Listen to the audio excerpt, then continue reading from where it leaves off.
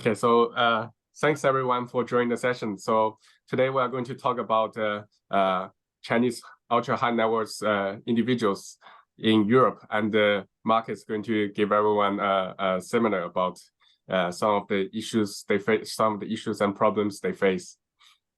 Okay. So maybe we just quickly introduce people. So Tom and I both work for King & Wood, and we're both based in London, but we're both part of King & Wood Shanghai. Lily, maybe you can introduce yourself just briefly to everybody. Oh, hello everyone. Good morning and good afternoon. I was born in Shanghai, speak Mandarin, but I'm currently running a wealth strategy institute in London under a financial think tank called OMFIF. And I look after their global portfolio in private banking and wealth management. Great. And Alice, I guess you're the only non-Shanghainese, but that's also... Yeah, but my husband actually from Shanghai. Ah, good. It counts. So I'm currently a tax partner at Beijing office, China. But previously I studied the tax law in the US. Everybody knows the US gets the most complicated tax regime. And then I worked there for a couple of years and then come back. So I work with Mark, Tom, and our offshore offices very closely on some multinational and big private clients cases from tax perspective. Thank you, everyone. Yeah, great. Okay, so I guess today we're talking about Chinese high net worth individuals and about Europe because Tom, Lily, and myself, we were involved in a few different delegations of rich people coming to Europe, and there hasn't been that many Chinese corporates coming, but there's really been a lot of rich Chinese individuals coming. So we thought it might be interesting, and this was all a bit last minute. I just thought we should do it, quickly. But if there's interest, we'll probably look at other topics and go further. So Tom, maybe the next slide.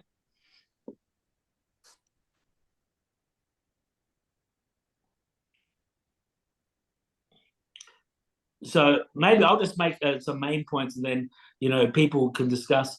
So I think when we're looking at the rich people who are coming to Europe, their kind of issues are they're a bit worried about the geopolitical situation. The economy in China has slowed down. They used to always think that you could make more money quicker in China than anywhere else. Now they're thinking, well, it would be good to have some money, elsewhere. Wealth preservation, I think, it's not about leaving China. It's just perhaps getting some assets out, and then their kids, and then banks and KYC. So I don't know, Lily, maybe before we go into the details, but a bit about the children, because you interact with a lot of wealthy Chinese people. How important do you think the kids are when they're looking at overseas, ideas? I wouldn't say kids anymore. We would say next generation. It's a buzzword in the last 5 years.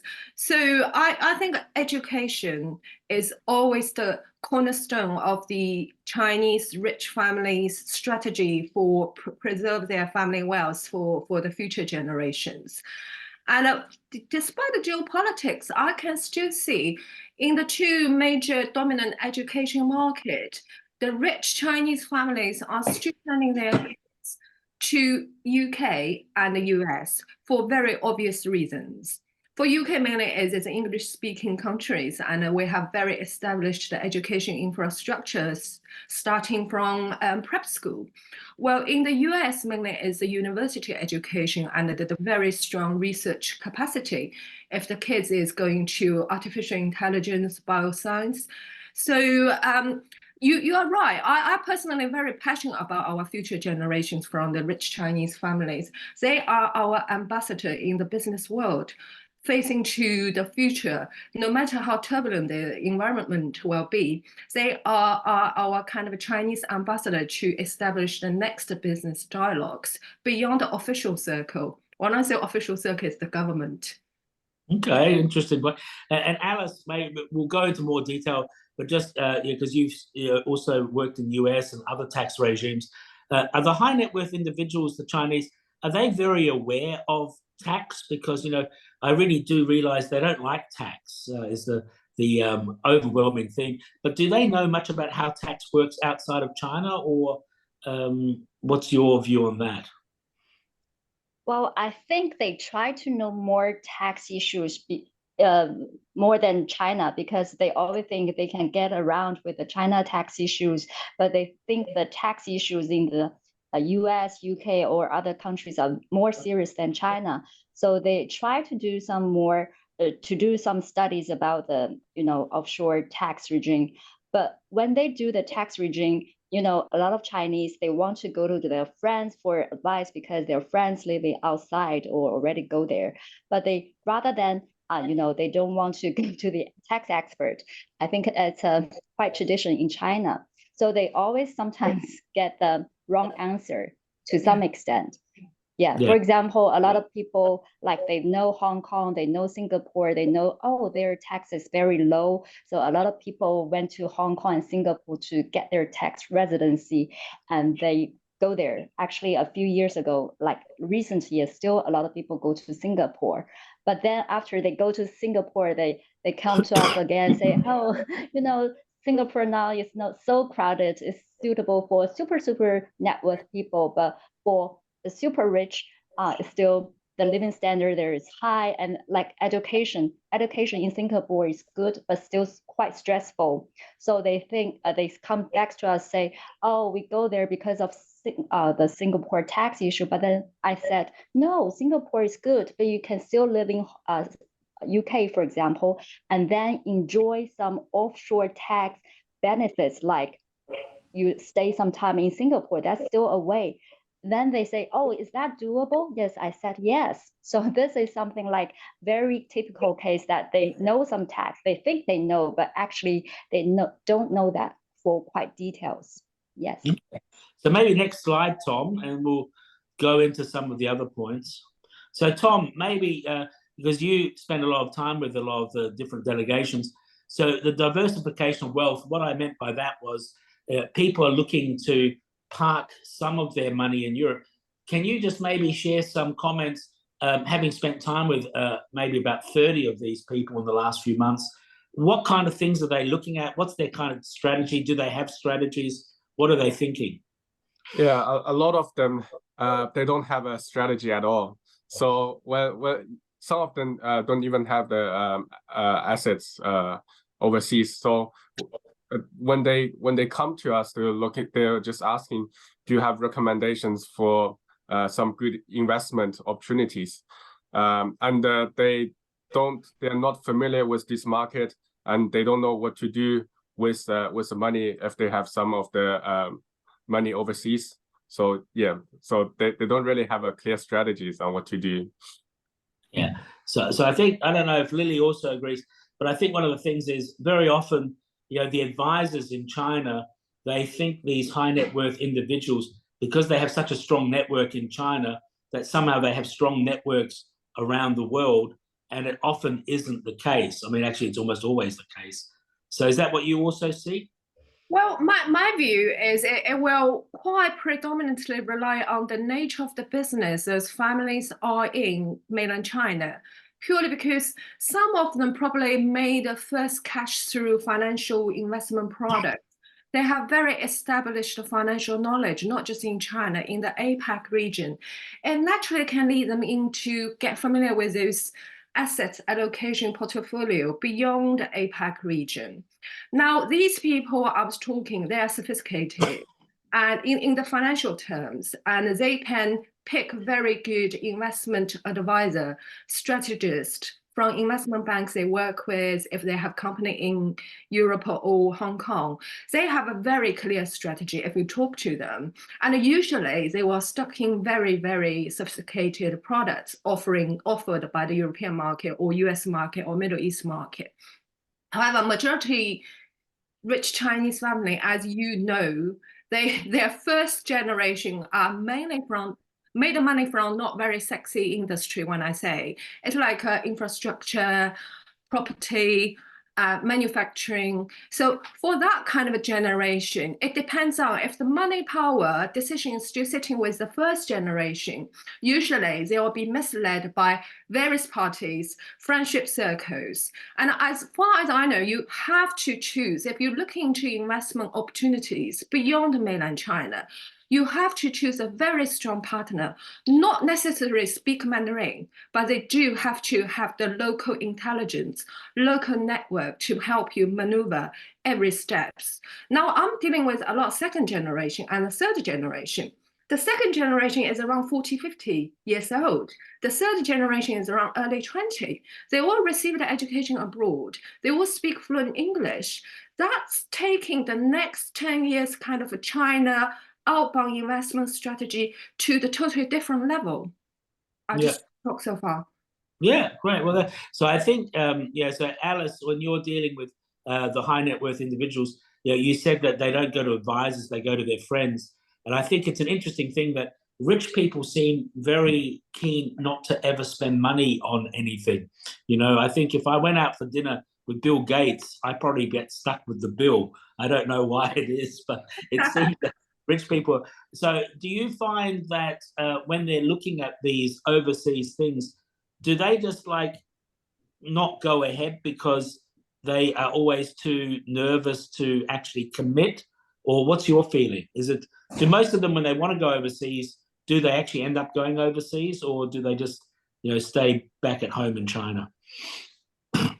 Well, I think it depends. It depends, and really, for their family, they want them to go out, but for the founders, they would rather stay here to do working and to earn money. And when you mentioned Bill Gates, it just reminds me of a very interesting case recently. A very rich family actually in China, but they come to us. They actually want to do some foundation thing, and they say, "You just tell me what the Bill Gates did the foundation structure outside of China, and we will do the same thing." And this is very typical. A lot of Chinese think, I'm not the first one doing this. I'm just following the others. You just tell me the other. And this is and I tell them, maybe because different person has different assets and the answer might be different, then they might be a little bit hesitated, or they don't want to do much digging into this. So, but when it comes to some real issues, for example, in China, nowadays, because of the financial is a little bit stressed here, so a lot of tax authorities begin to look at the companies. So a lot of domestic companies in China and their founders are nowadays more anxious because they don't know how many years the tax authority or other authority will go back to see. So they were trying to, at least to put their family first, to go outside of China, and then even set up some trust to get some protections. So if in that kind of cases, some entrepreneurs or founders there, or they will become more serious into really thinking about going outside of China and to take it in a more aggressive or more quick way. Yes, but for that, sometimes they because of a lot of reasons, still they don't, they won't put the legal structure or other things at the first structure. Like Lily mentioned, they always listen to the investment advisors. They go to the investment banks, private banks. They would give them a lot of such advice. So they listen to them and do some investment arrangement. Okay, but I guess it's hard for them to trust these people because it's a different place. Very, like Lily mentioned, very often if you just find somebody who's Chinese and they're Mandarin speaking, for example, about real estate, there's a lot of those people running around London, and they know nothing about real estate, but they can talk about nothing in Chinese, and it often misleads people. People make very bad decisions. Yes. So Tom, on real estate, because it's the way that most of them, I think basically the rich ones we met, about 40% of them made their money through real estate, and then another 40% made their money through real estate but pretended to have other businesses. So I think they are really, because it is the older generation of Chinese people who are visiting. So I think it's so they understand real estate. What kind of real estate do you see them looking at, Tom, in London and in Europe?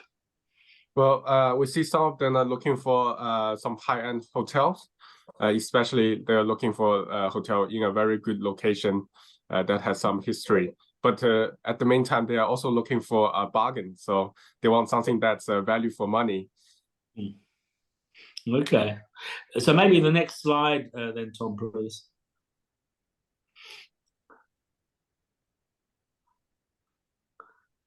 Okay.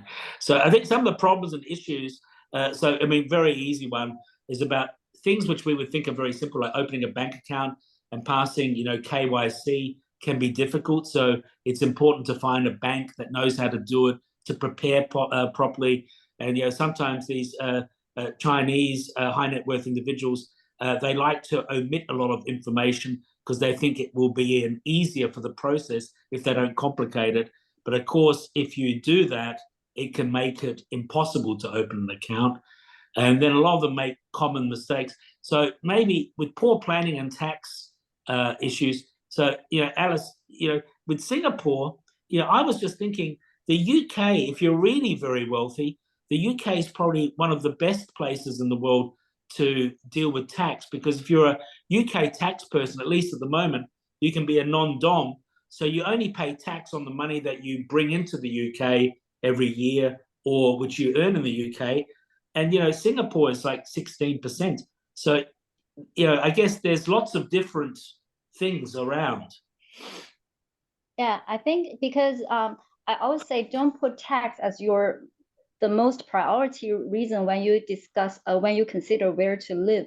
Because like you said, you can always live in UK and then enjoy the Singapore tax benefits. For example, I have a friend who immigrated to UK a long time ago, and then he purchased the Tesla stocks. And then in previously, maybe 2 or 3 years ago, when the Tesla stock is still very high, he sell it. So if he's still living UK for that year, he would be getting to a lot of tax in UK.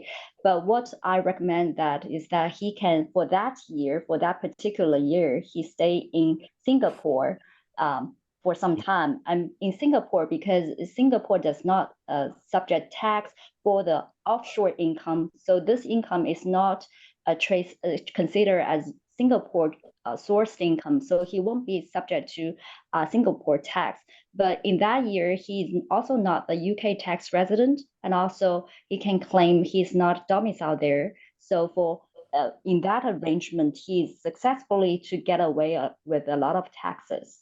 So there are a lot of ways to do the tax planning. So don't always just put the tax itself for the top priority when you consider where you live. And also there are some holding structures to plan your assets worldwide. So yes, again, I think just go to the tax expert for some tax planning. Yeah. So I think Lily's the right advisor. So I think maybe Lily, you can talk a bit about the wrong advisors. So what kind of problems do you see when people trust the wrong people? I mean, I wouldn't say yes or wrong, because I'm always thinking ways in a very balanced approach. May I just say, majority super rich, successful Chinese families, they are very honorable family because they made their fortunes through hard working. And when you're talking about tax, even they live in the UK, they all pay their portion.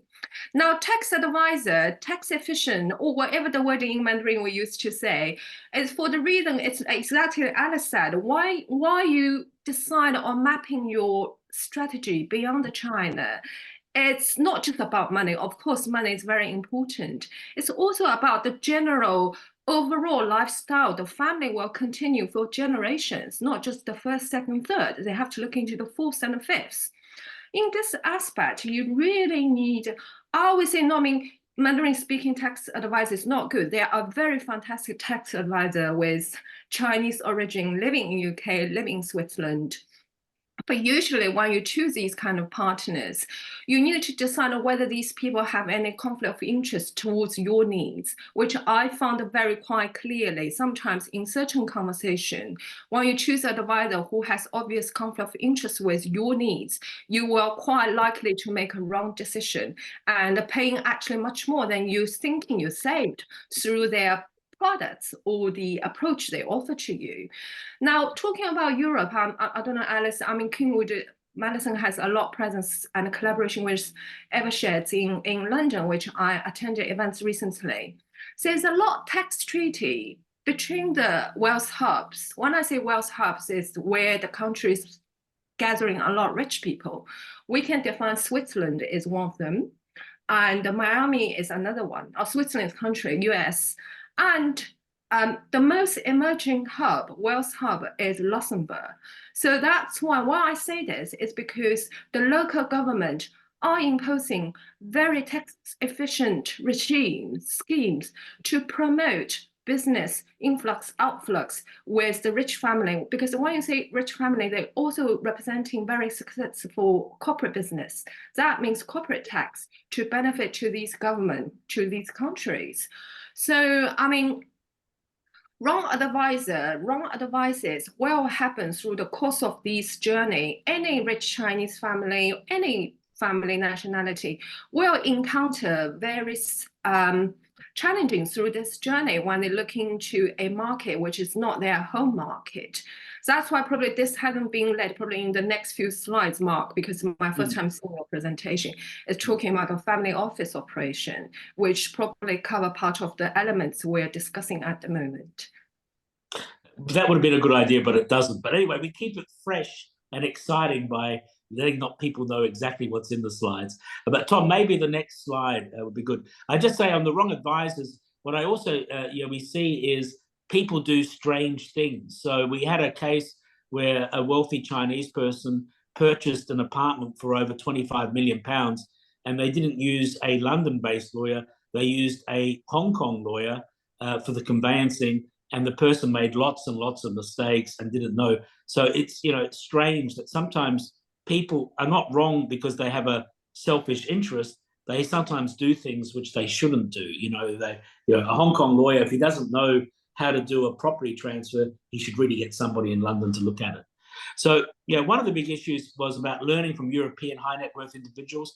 And I guess, generational wealth, I don't think we saw many third generations on the last few trips, but, there are European families who've got 5 or 6 generations or even longer by now. And I guess, the issue there is almost all of them are professionally managed. I think it's very rare for a 3rd or 4th generation to have family members other than in maybe the chairman role or something like that. So I guess, maybe Tom, what are some of these issues that reach out to you, like what are the rich Chinese families you were talking to? What are they trying to learn from the European ones? Yeah, because a lot of Chinese entrepreneurs, they are at their 50s, 60s, or even 70s. And one of the issues they are most concerned about is how to pass on the family business to the next generation. So they want to really learn from the European families how they manage family business, how they pass on wealth for so many generations. So we have led some discussions between the Chinese families and European families, and some European families shared some of their insights with their next gen. So they talk about how the European families teach their next generation about work ethics, so not to just party around, and also focus focus on your work, and because if you don't work hard, then all the wealth generated from previous generations will be spent by the next generation. And also a lot of European families, they let their children know about their family's business at a very young age. So when they were young, they learn about what their family do, like what kind of sectors they are in. And also when they grow up, the families will let them kind of manage a very small portion of the wealth, or a small portion of the business, so they can learn at a young age. Yeah, and also like co-investment is another big issue. So the Chinese families, they want to look for role models in Europe, so they would like to co-invest with the European families. Yeah, I think Lily might also have more insights. Lily? Yes. We have a Chinese saying, which Alice will understand if I speak Mandarin, 富不过三代. So succession planning is always a key issue among the rich Chinese families, because It's usually you can see they go to dilemmas. Basically, when they made a first fortune, first generation, they tend to spoil the next generation, feed them with a lot of materials, which if you're living in London, you will see a few supercars flying around Regent Street, Ferrari, and you can count many of them are Chinese kids or Russian kids. So that kind of a family, unfortunately, I would define will be the succession planning will not go over the third generation. However, through my recent events, which Tom and I co-hosted, is I myself deal with and share a lot of knowledge with European families who now, like Mark said, has passed the wealth successfully over 15 generations. I'm not defining the name here, or the 12th generation. And to be honest, they all have a story to tell, but quite fascinating, because we know to keep the wealth and preserve them and pass on to the future generation is a challenging project, no matter how much money you have in your household. Well, if you have a strategy to define, or we call it 家族宪章, family, what do you call it, Alice, in English? Family charter. Family charter. Yeah. So in the recent, I mean, I'm privileged to witness the first super rich, wealthy families' first activity beyond the mainland China back in 2008. And they travel to London. Most of them are the first time, don't speak any English.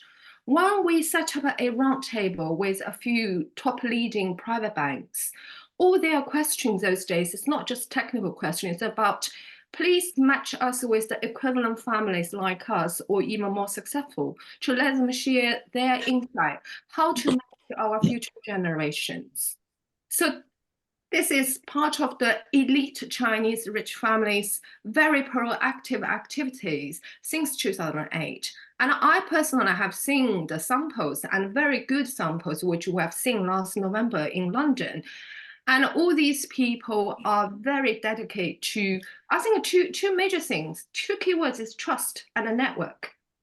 That's probably the major Chinese rich families' key strategy for preserve the family wealth and ensure a very, very stable succession plan. Okay, good. Okay, maybe next slide, Tom. Yep. Your computer must be slower than ours, Tom. So I think this one, we don't have to go into too much detail, but because, you know, I think both Alice and Lily touched on it a bit. Like, these are the kind of areas we're seeing. Strange enough, we haven't discussed today, Dubai hasn't come up, which seems to be very interesting. You know, Alice mentioned Singapore. I have the feeling Singapore is a little bit less attractive than it was. I feel that, you know, people have realized it's not value for money. It's small, it's hot, it rains a lot. And, you know, I think that's one issue. And then I think Hong Kong seems to be coming back, but it's a little bit perhaps close to things. Dubai, just my feeling is, if I was very legitimate, I wouldn't put my money in Dubai, because I would look like I'm illegitimate, because, you know, all the crazy money, Russian money, crypto money, everything goes to Dubai. So I guess, yeah, that's the question. You know, it's like when people set up a BVI company, it always looks like they're up to mischief. Switzerland, I think, is interesting. And I think the UK is interesting. So, you know, these, and, you know, maybe Alice, just, you know, very briefly, yeah, one of the things is, yeah, people act like, oh, I want to be in Singapore because some people there speak Chinese. But you don't need to live where your money lives, do you? You could, like you said before, there's different tax arrangements, different ways of doing things. It's not like you need to live where your money's being managed, I guess. Yes, exactly. I think if you have, it depends on what kind of assets, you always can have a shell, like the holding company. This holding company can be in Hong Kong, in Singapore, and even in Dubai, because we have some clients investing Africa for some mine business. They do Dubai as a, you know, holding structure, and also Switzerland, and like Lily mentioned, the Luxembourg sometimes is also a good choice. So you can always have this kind of holding structure to hold your assets, and also we can have the trust mechanism to do your asset planning. So yes, that's, you don't need to live where your money lives. Yes. Yeah. Okay, great. Lily, you look like you want to share some thoughts on this? I think we should say, well, you should live where make you happy, especially you have so much money. And when I quoted Luxembourg earlier, it doesn't mean you need to live in Luxembourg. It means you can virtually put your money in Luxembourg through a variety of formats to save tax. Now, also I'd like to touch on Hong Kong and Singapore, because I was in Hong Kong last July, and co-hosted some talk with HKMA. There's no comparison between Singapore and Hong Kong. During the lockdown, there's kind of misleading message about Hong Kong is down. Everyone is panicking, moving the money to Singapore. Now, exactly like Alice said, Singapore is a small country. Of course, the leaders are very innovative and very, very creative to create the new economy, but the sectors are very limited. But Hong Kong has the strong benefit of the Great Bay Area with the super rich Chinese listing in Hong Kong Stock Exchange, then Shanghai, Hong Kong, London Stock Exchange, now is extended to Luxembourg Stock Exchange. So this is a very good, healthy ecosystem if we can pursue a very good dialogue among the governments, because last year, I'll give you a figure, there's only 4 Chinese companies listed in London for obvious reason, but doesn't mean the Chinese not moving into UK, because UK is a good country to live with education, healthcare, all sorts of things, and shopping. Now for Switzerland, I can see an influx of certain family currently is looking to invest in holiday homes in Switzerland. As everyone knows, it's extremely difficult to buy property in Switzerland if you're not a local citizen. But obviously, there's kind of a moving part since the geopolitical tensions come out, and many, many Chinese families, they probably look through, money cannot buy everything. Healthcare is always the most important, and the happiness. So that's why, just to reflect my thoughts on this title, you do not need to live where your money lives, is most of the Chinese family, when they have the money, they want to live in a happy life, and health is their top priority from my conversation with them, and education. Okay, I didn't realize you're like a wellness coach, not so. I have to sort out some clinic for a family in Germany to do detox recently, so that's detox. Okay, that could be a whole topic. So maybe next slide then, Tom. And yeah, I'll probably just dominate this one a bit, but yeah, happy for people to comment. So I think, one of the things we saw that came out was that a lot of these high net worth individuals, like Tom mentioned, they do want to buy into hotels, but that's very difficult because that's on the blacklist for Chinese investments. But a lot of them don't want to go away from their business in China. They just want to have a bit more outside China. So they have a bolt hole. If something very bad happens or their kids want to be overseas, they have something there. And so I think the other thing is, another trend is, we had a wave of Chinese acquisitions in Europe and US, but let's talk about Europe. Most of them failed. Some of them were disasters. And, the problem is a lot of these Chinese entrepreneurs, it's difficult for them to manage overseas operations. I would say it's even more difficult than for foreign companies to manage businesses in China, because the Chinese haven't had as long a time to be prepared for it. Whereas European or American companies have been setting up subsidiaries all around the world for like decades and decades. And, so I think that's a trend.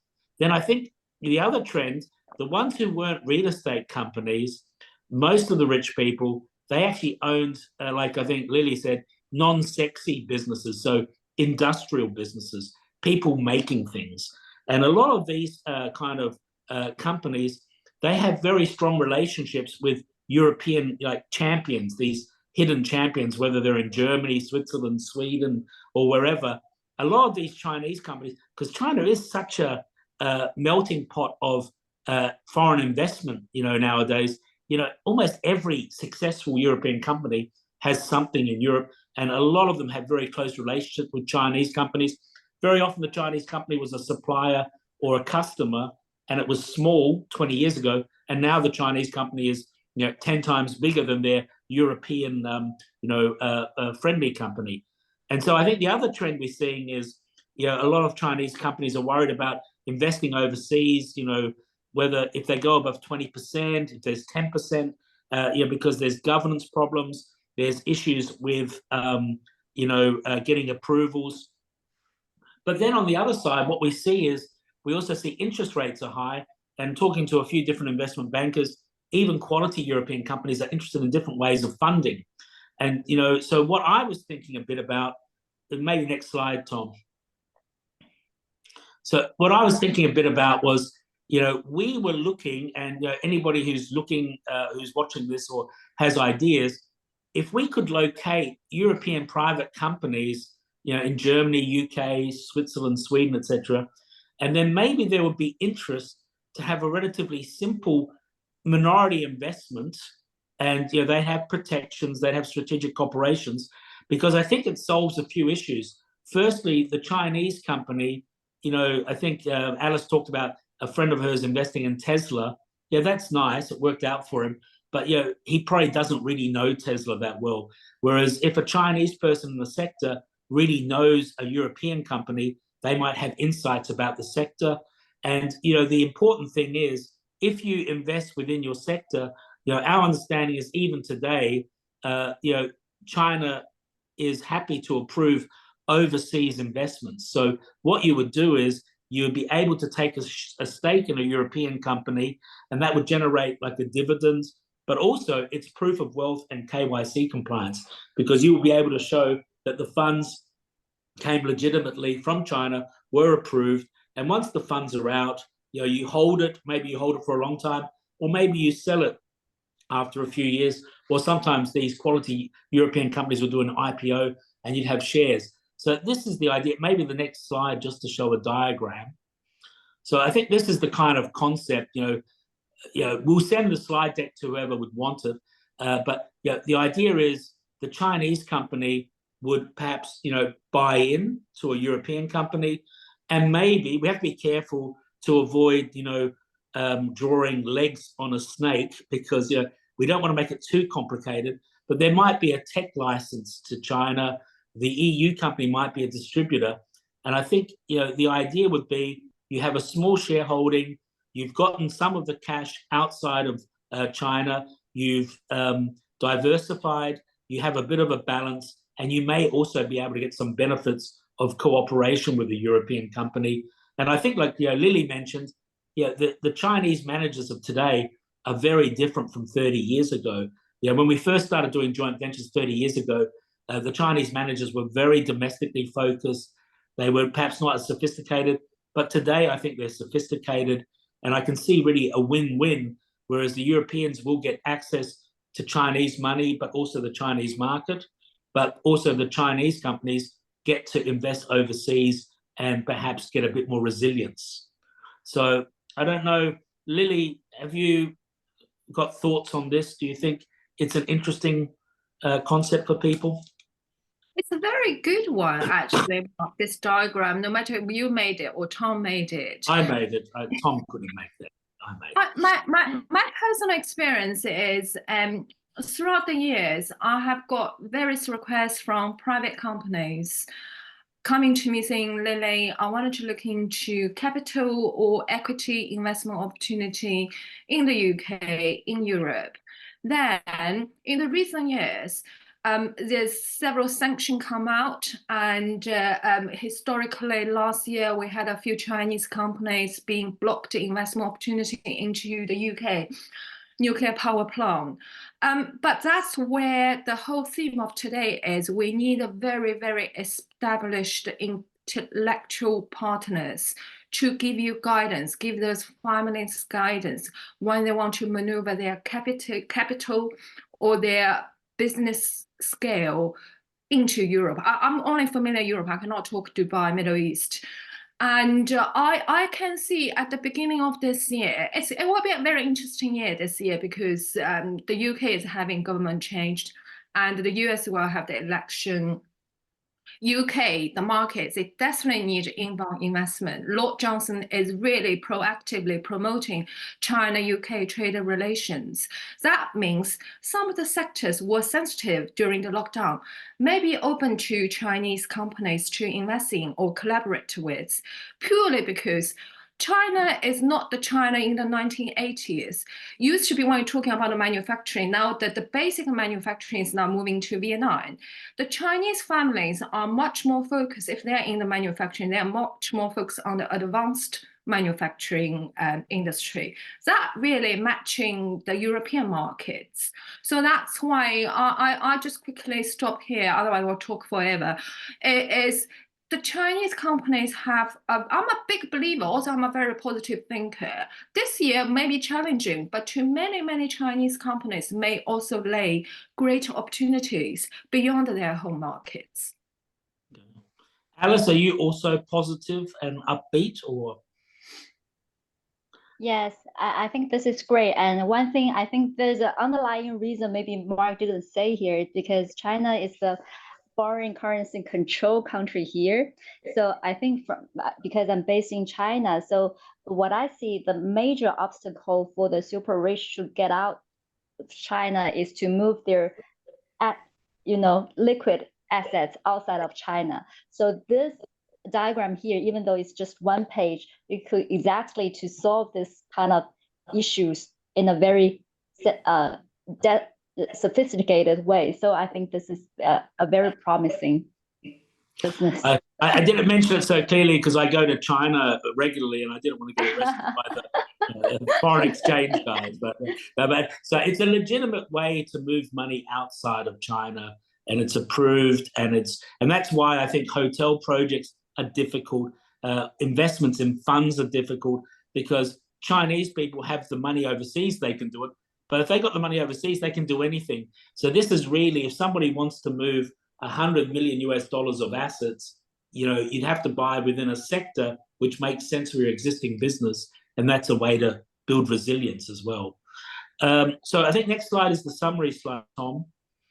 Yeah, I'll just quickly add to it. So I think we have also discussed with some European advisors, and they have also indicated to us that a lot of European assets, especially like, for example, in automobile supply chain sectors, they have very good value.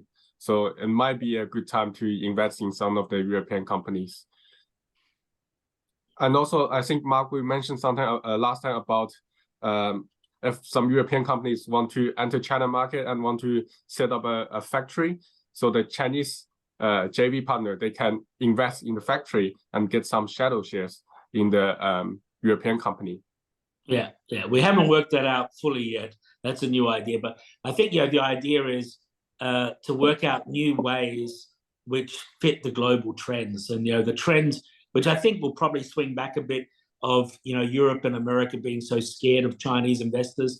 So having less. Also the trend that Chinese companies weren't really good at doing wholly owned subsidiaries overseas. It's probably better for them, or acquisitions, it's probably better for them to joint venture and learn and build up over time. But so I think in summary, I think Europe does seem to be a viable choice. I mean, Hong Kong has its attractions, Dubai has for some people a good reason, but I think Europe is a very varied thing. I think we didn't touch on it, but even the tax, it's so different every country. Italy has certain schemes in place, Belgium, everybody. So there's a lot of different kind, and like Liddy said, it's also where people would like to live. I think we also talked a bit about how trusted advisors are important, and then I think there's a lot to learn from European families. So I think that's what we would finish here.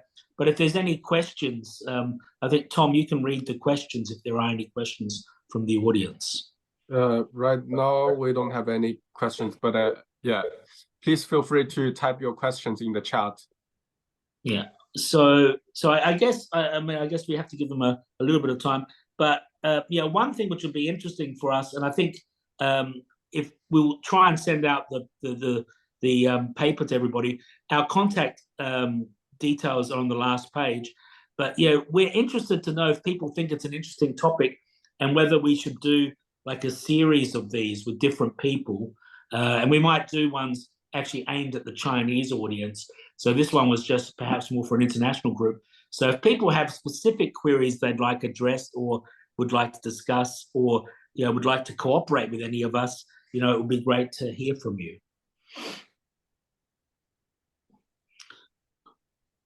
Lily, you look like you want to say something or? No, I'm just thinking, I haven't seen your presentation before, but I quoted your 3 key elements is Europe Trust Network. Yeah. Yeah. Oh, this question. I'd like to see Lucy return. Who's Lucy? Who's Lucy? Tom.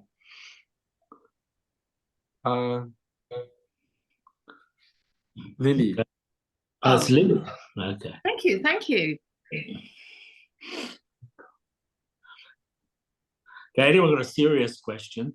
Okay, well, I guess maybe it was too much information all at once. Perhaps we can wind it up. Tom, what do you think? Yeah.